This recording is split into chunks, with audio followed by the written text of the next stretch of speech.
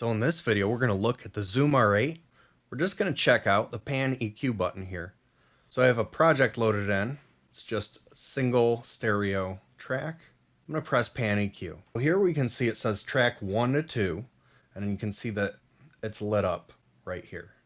So if I press here, then it'll skip over to the settings for track 3, 4, 5, 6, 7, 8, master, or input 1 and 2. Another way to switch is by pressing the arrows left and right. You can see the lights change. So panning is set to center. So if I press play, we can hear it right in the middle, and it's a stereo signal. If I turn this, it's going to go either left or right. You can hear it moving to the other ears if you're listening with headphones. So let's leave that on center. Now we have EQ high, mid, and low. So what we can do is just change the volume of this. This is the gain, or the amount of EQ that's going to be applied. So let's turn the EQ high down and just listen carefully. The high end has been muted down because I turned it all the way down. Now let's go the other way. Now hear that high end? That's maxed out. Let's bring it back to 0.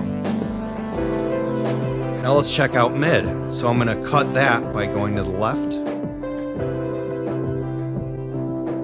You can hear that muted out, the mid signal. Let's bring it up. Definitely hear that. Now let's turn down the EQ low. We're going to turn it down. Definitely a lot less bass. Let's max it out. Now you can hear a lot more of that kick drum.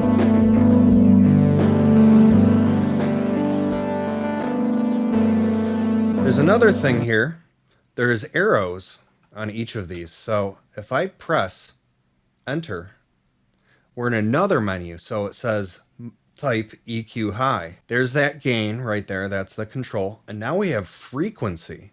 So let's try playing. Let's turn it up, right? Now let's change that frequency. Let's go higher.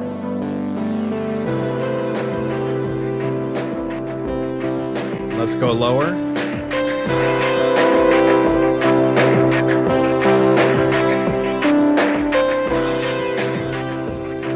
You can hear it change there. If I turn this on type, so that's just gonna cut that frequency. So let's listen to that.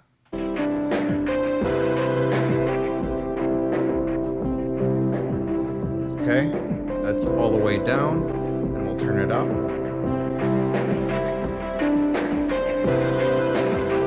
If we press exit, we're gonna go back to this menu. We're gonna go EQ mid now. Let's turn the gain all the way up. Now the Q is going to increase the strength of it, so let's listen to it. Turning it way up. Let's change frequency.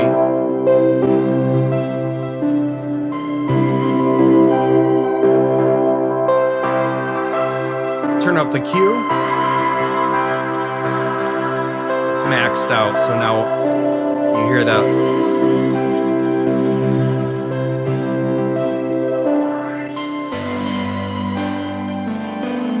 Let's go back and go to EQ low. Same thing as before. I can change the frequency on this. So let's turn the gain all the way up and change the frequency as it plays.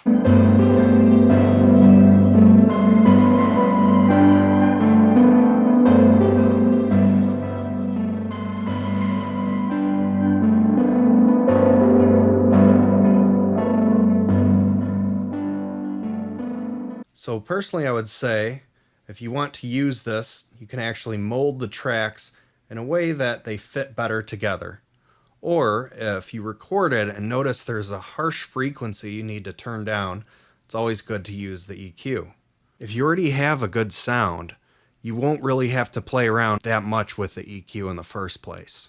But it's always useful to have this if you need to give room to other tracks.